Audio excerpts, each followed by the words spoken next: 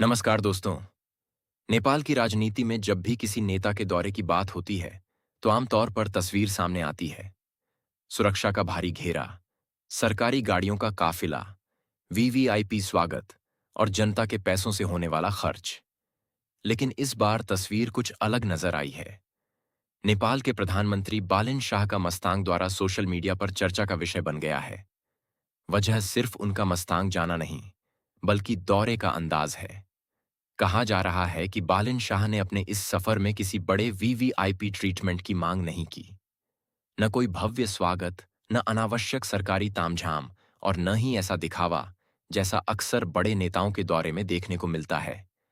सबसे ज्यादा चर्चा इस बात की है कि प्रधानमंत्री बनने के बाद भी बालिन शाह ने इस यात्रा को आम नागरिक की तरह रखने की कोशिश की। यानी पहाड़ों की खूबसूरती देखने निकले तो आम लोगों के बीच, आम माहौल में और बिना अतिरिक्त वीवीआईपी सुविधाओं के।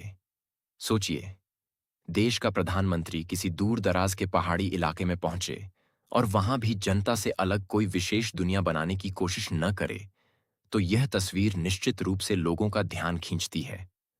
नेपाल जैसे देश में, जहां सरकारी खर्च और नेताओं की सुविधाओं को लेकर जनता अक्सर सवाल उठाती है, वहां सरकारी धन के इस्तेमाल को लेकर पारदर्शिता बेहद महत्वपूर्ण मुद्दा है।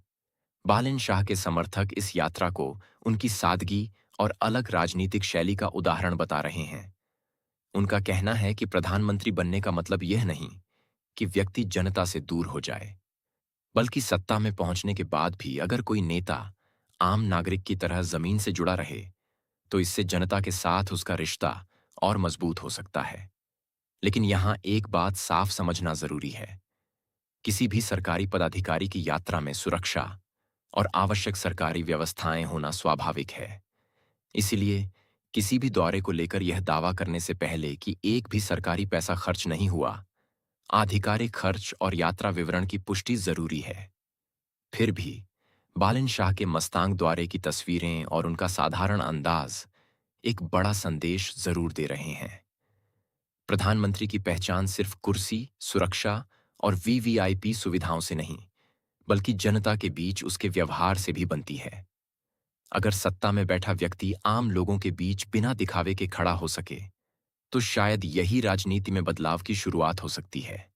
अब सवाल यह है, क्या बालिन शाह की यह सादगी सिर्फ एक यात्रा तक सीमित रहेगी, या नेपाल की राजनीतिक संस्कृति में वास्तव में कोई नई परंपरा शुरू होगी?